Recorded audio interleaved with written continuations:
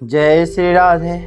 गीता में भगवान कहते हैं कि मनुष्य ये मान ले कि मैं भगवान का हूँ। ऐसा भाव रखना, अपने आप को भगवान में लगाना है। साधकों से भूल यही होती है कि वे अपने आप को भगवान में न लगाकर मन बुद्धि को भगवान में लगाने की कोशिश करते हैं। मैं भगवान का हूँ, इस वास्तविकता को भूलकर मैं ब्राह्मण हूँ, मैं साधु हूँ आदि भी मानते रहते हैं और मन बुद्धि को भगवान में लगाते रहे तो यह दुविधा कभी मिटेगी ही नहीं। और बहुत प्रयत्न करने पर भी मन बुद्धि जैसे भगवान में लगने चाहिए वैसे लगेंगे नहीं। भगवान ने भी इस अध्याय के चौथे श्लोक में मैं उस परमात्मा के शरण हूँ पदों से अपने आप को परमात्मा में लगाने की बात ही कही है। गोस्वामी तुलसीदास जी भी कहते हैं कि पहले भगवान का होकर फिर नाम जाप आदि साधन करे तो अनेक जन्मों की बिगड़ी हुई स्थिति आज भी सुधर सकती है। बिगड़े जन्म अनेक की सुधरे अब ही आज, हो ही राम को नाम जपो तुलसी तजी कुसुमाजो। तात्पर्य यह है कि भगवान में केवल मन बुद्धि लगाने की अपेक्षा अपने आप को भगवान में लगाना श्रेष्ठ है। अपने आप को भगवान में लगाने से मन बुद्धि स्वतः सुगमता पूर्वक भगवान में लग जाते हैं। नाटक का पात्र हजारों दर्शकों के सामने यह कहता है कि मैं रावण का बेटा मेघनाद हूँ, और मेघनाद की तरह ही वह बाहरी सब क्रियाएं करता है, परंतु उसके भीतर यह भाव हरदम रहता है कि यह तो स्वांग है, वास्तव में मैं मेघनाद हूँ ही नहीं।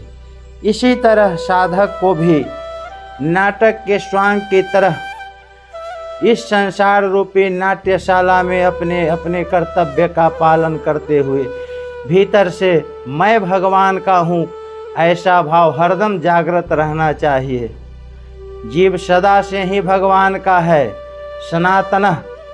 भगवान ने न तो कभी जीव का त्याग ही किया, न कभी उससे विमुख हुए। जीव भी भगवान का त्याग नहीं कर सकता। भगवान के द्वारा मिली हुई स्वतंत्रता का उपयोग करके वह भगवान से विमुख हुआ है। जिस प्रकार सोने का गहना तत्वतः सोने से अलग नहीं हो सकता, उसी प्रकार जीव भी तत्वतः परमात्मा से कभी अलग नहीं हो सकता। बुद्धिमान कहलाने वाले मनुष्य की यह बहुत बड़ी भूल है कि वह अपने अंशी भगवान से विमुख हो रहा है।